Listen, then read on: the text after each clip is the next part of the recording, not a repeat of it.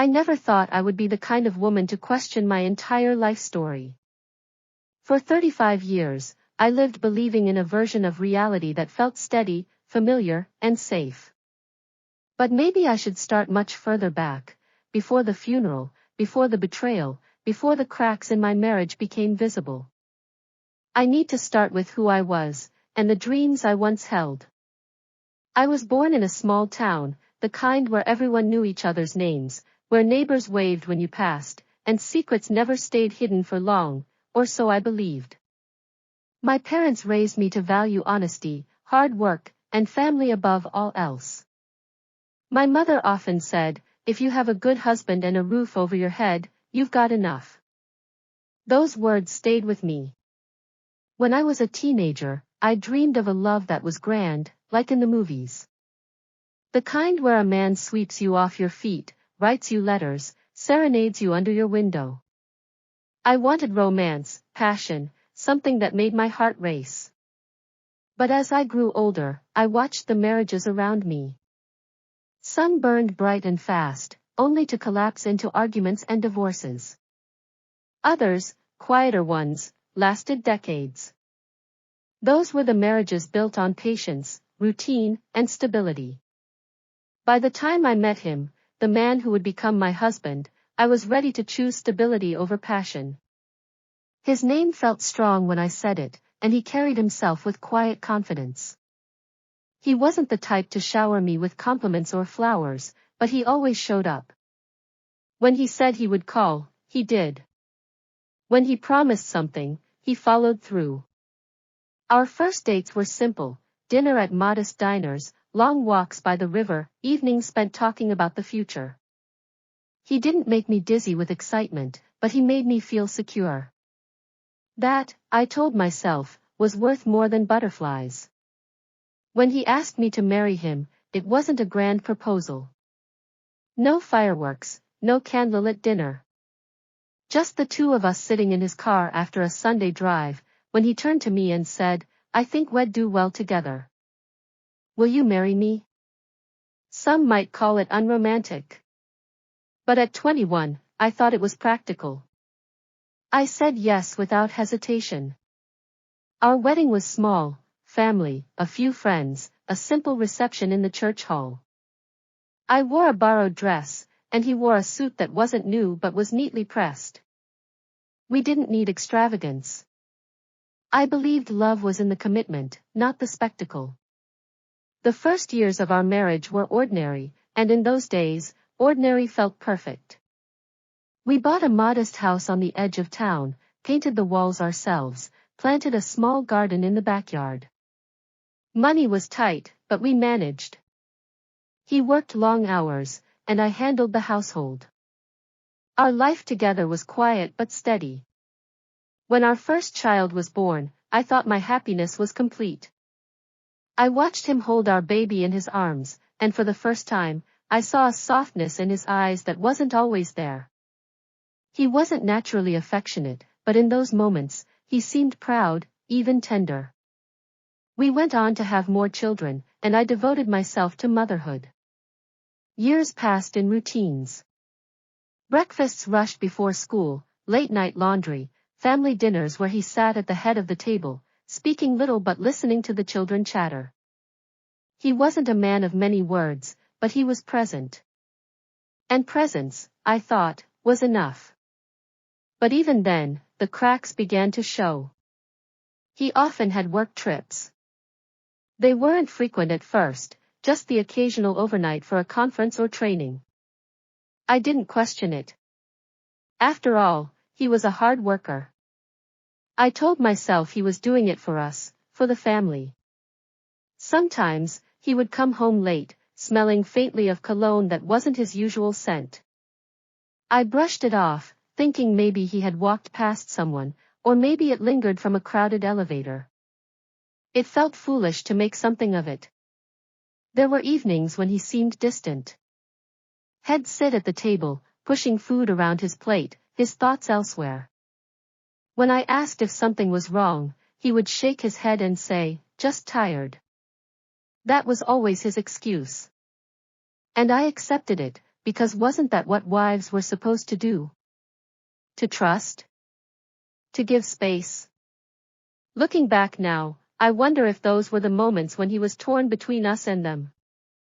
But at the time, I didn't let myself think such things. My friends often said I was lucky. He's reliable, they'd tell me. He doesn't drink too much, he doesn't gamble, he doesn't run around. I would smile and nod, proud of the marriage I believed I had built. There was one night, years ago, that lingers in my memory now.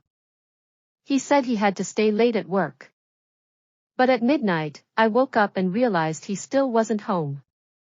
I called his office phone, but there was no answer.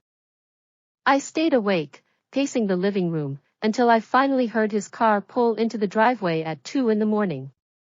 He walked in, looking disheveled, his shirt wrinkled. He muttered an apology about a last-minute project and went straight to bed. I wanted to ask questions. I wanted to demand answers. But I didn't. Because if I asked, I might hear something I didn't want to. And so, I let it go. That became a pattern in our marriage, me letting things go, him offering just enough to keep me silent. Our children grew, life moved forward, and with each passing year, I told myself we were happy. Maybe not passionately in love, maybe not soulmates, but partners. And for me, that was enough. I didn't know then that the truth I ignored would one day confront me in the most brutal way, at his funeral. But that part of the story comes later. I woke up that morning with a heaviness in my chest that no amount of deep breathing could shake off. Grief feels different when it's your partner of decades lying in that casket. It's not the same as losing a parent, not the same as losing a friend. It's like a piece of your identity is buried with them. For me, it felt like I had been hollowed out, and I was only a shadow of myself, moving through the rituals people expect of a grieving widow. The house smelled of lilies. They had been arriving for days, neighbors, church friends, old colleagues. Flowers, casseroles, cards with words that blurred together, condolences, deepest sympathy, thinking of you. But that morning, they felt like suffocating reminders of how final this day would be. I dressed in black, of course. A simple dress I had bought years ago but rarely wore. I had pulled my hair back neatly, put on a small string of pearls. I told myself it was for him, that even in death, I wanted to honor him with dignity.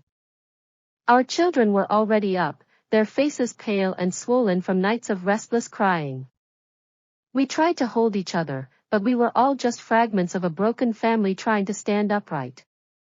When we arrived at the church, the sight of the casket at the front hit me harder than I expected. Even though I had stood by his hospital bed, even though I had touched his cold hand when they declared him gone, seeing him there, dressed in his suit, lying so still, made something inside me crack open again. I could hardly breathe. People began filing in. Familiar faces from every chapter of our lives. His old boss with thinning hair and a cane. Neighbors who used to wave from across the fence. Friends from church, who hugged me tightly and whispered, "He was a good man. You were lucky to have him." I nodded. I smiled through tears. I accepted every word as if it were gospel truth. But deep inside, there was a whisper I couldn't silence. Something about him had always been just beyond my reach, some secret I never managed to catch. The service began. Hymns echoed through the church, the kind we had sung side by side for years. The pastor spoke warmly about his devotion, his work ethic, his role as a husband and father. He painted a portrait of a man I thought I knew, and yet, as I listened, I felt like I was holding on to a stranger. It wasn't until the eulogies ended and the line of mourners formed that the day took its turn. People approached me, one by one, offering condolences. Some shared stories I had never heard before, little acts of kindness, moments at work, times he had been there for them. I smiled, I thanked them, I tried to hold myself together. Then I noticed her. A woman I had never seen before. She was younger than me, maybe in her 40s, with dark hair pinned neatly and eyes that shimmered with unshed tears. She wasn't dressed like the rest. Her clothes were simple, almost understated, but there was something about her presence that pulled at me. She stood back, waiting until the line had thinned, almost as if she didn't want to draw attention. Beside her stood a young man, tall, with a strong jawline and eyes that looked startlingly familiar. My heart skipped. For a second, I thought I was seeing my husband's face, younger, alive. But no, it was this young man. His son, perhaps. The resemblance was uncanny. They approached slowly. My hands trembled. The woman's voice was soft, trembling. "I'm so sorry for your loss," she said. She looked directly into my eyes, and for a brief moment, it felt like she was carrying a secret too heavy for her shoulders. The young man nodded respectfully. He meant a lot to us. Us. The word echoed in my ears. I wanted to ask, how? How did you know him? What was he to you? But grief and politeness tied my tongue. I simply nodded, thanked them for coming. But something inside me shifted. As the service ended, I couldn't stop watching them. They lingered at the back, not mingling, not talking with anyone else. Just quietly standing, occasionally whispering to each other. When the casket was carried out, I saw the woman press a trembling hand against her lips, as though holding back a sob too personal, too intimate. At the cemetery, as the final prayers were said, she stood apart from the crowd, her hand resting gently on the young man's arm. When the first clumps of dirt hit the coffin, I saw tears stream down her face. And the way she looked at that casket, it was the look of someone who had lost more than just a friend. It was the look of someone who had lost everything. That's when the storm began to brew in my chest. Memories flooded back, the late nights at the office he never fully explained, the sudden trips out of town, the phone calls he always took in the other room. I had asked questions, of course, but he always had an answer. Always calm, always convincing. I believed him. Or maybe, I chose to believe him because the alternative would shatter the life I had built.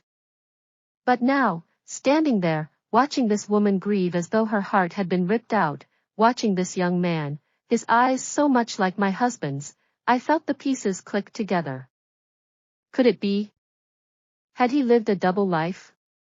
Had the man I shared my bed with, the man I trusted with my soul, also given his love, his time, his very bloodline to someone else? I didn't want to believe it. Not on this day. Not while the ground was still fresh, not while the echoes of Amazing Grace still hung in the air. But the truth has a way of seeping in, like water through cracks in stone. And once it begins, there's no stopping it. After the burial, people gathered for the reception. There was food, laughter even, as people shared fond memories. But I couldn't focus. My eyes kept drifting, searching. And there they were, she and the young man, sitting quietly in the corner, speaking in low voices. Something inside me broke. I couldn't carry the silence any longer. I approached them, my heart pounding in my chest. "Excuse me," I said softly, my voice trembling. They both looked up, startled. I couldn't help but notice my words faltered. What was I even going to say? That the young man looked like my husband? That the woman's grief felt too personal? That my gut was screaming the truth I didn't want to face? The woman's eyes filled with tears again. She opened her mouth, closed it, then finally whispered, "We didn't want to upset you today." My breath caught. Today. The word implied that there would be another time. Another conversation. Another truth waiting to be revealed. The young man lowered his gaze, his hands clenched together. His silence spoke louder than any words. And in that moment, I knew. I didn't need confirmation. I didn't need details. I could see it in his face, in her sorrow, in the heavy weight that settled on my chest. My husband, the man I thought I knew better than anyone, had another life. Another family. Another love. The rest of the day blurred. People spoke to me, hugged me, offered comfort, but I was elsewhere. My body was in that hall, but my soul was crumbling, piece by piece, as decades of marriage unraveled in my mind. Every memory, every tender word, every moment of trust was suddenly painted with suspicion. Was it real? Or was I living half a life, sharing half a man? When I returned home that evening, the house felt emptier than ever. Not just because he was gone, but because everything I thought we were was gone too. I sat in the living room, surrounded by photographs, our wedding picture, the children when they were young, vacations, Christmas mornings. Each frame stared back at me like a question I couldn't answer. And all I could hear, echoing in my head, were her words, "We didn't want to upset you today." Not today. But tomorrow? Next week? The truth was coming, whether I wanted it or not. That night, I lay in bed alone, staring at the ceiling, replaying every moment of our life together. Every unexplained absence. Every cold look. Every excuse. I had buried my husband that day, but I realized I had also buried the version of him I thought I knew. And the cruelest part? The man I loved may never have fully belonged to me at all. After the funeral, the house felt impossibly quiet. Empty rooms echoed with the memory of his presence. I could still picture him in the kitchen, quietly reading the newspaper while sipping his morning coffee. I could hear the sound of his shoes clicking down the hallway, his voice in the living room asking about my day. And yet, all of that was gone. The man I loved, the man I thought I knew, was gone. But the truth was heavier than his absence. I couldn't escape the image of the woman at the funeral, the young man who resembled him so much it made my chest ache. Every memory of him now seemed tainted, every smile a shadow of what might have been. I was grieving more than just a husband. I was grieving the life I thought I had lived. The first night alone, I sat on the edge of the bed, staring at the darkened room. I kept thinking about all the signs I had ignored, the late nights, the trips, the excuses. I remembered the small inconsistencies, the fleeting moments when he seemed distant. And now, they all made sense. He had been living another life while I thought I was sharing one with him. I didn't know what to do. Should I tell my children? Should I tell them that their father had another family, another child? Could I bear to watch their innocence shatter, their trust in him collapse? I didn't want to lie, but I also didn't want to destroy them. Days turned into weeks, and every corner of our home whispered reminders of what I had lost.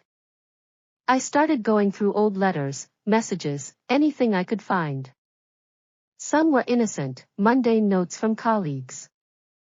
Others hinted at a closeness, a warmth that had never been directed at me. I found photographs I had never seen before, small pieces of his hidden life. The weight of it pressed on me, making each breath heavier.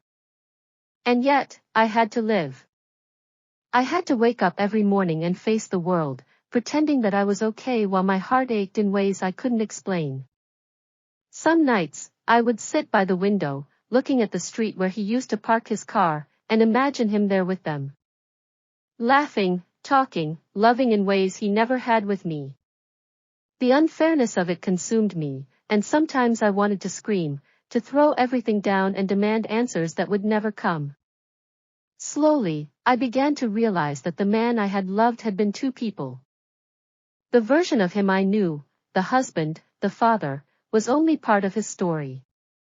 The other part, the part that existed with her, with their son, was something I could never touch, never understand. I grieved for both parts. For the man I thought I knew, and for the man who had kept me in the dark all those years. Months passed, and I began to accept, though never fully, that life would never be the same. I told my children only what they needed to know, carefully avoiding the details that would break them. I didn't want them to hate their father, even if they might one day feel the sting of betrayal that I did. I focused on what I could control, myself, my home, my own healing. I learned that forgiveness doesn't always mean reconciliation. Sometimes, it simply means letting go of the anger enough to move forward. I would never forget him, and I would never forgive the deception entirely, but I could learn to live with it. To build a life that wasn't defined by his lies. Even now, years later, when I look at a photograph of him, I feel a twinge of love, a pang of grief, and a sharp stab of betrayal all at once. I remember the man I married, the man I trusted, and the man I never truly knew. And in that memory, I find both sorrow and a strange, bitter clarity. Because the truth, as painful as it is something no one can take from me. I discovered it at his funeral, and it changed me forever. So I ask you, if you found out the truth about someone you loved, only after they were gone, would you rather have lived in ignorance, in comfort, or face the painful reality and carry that knowledge for the rest of your life?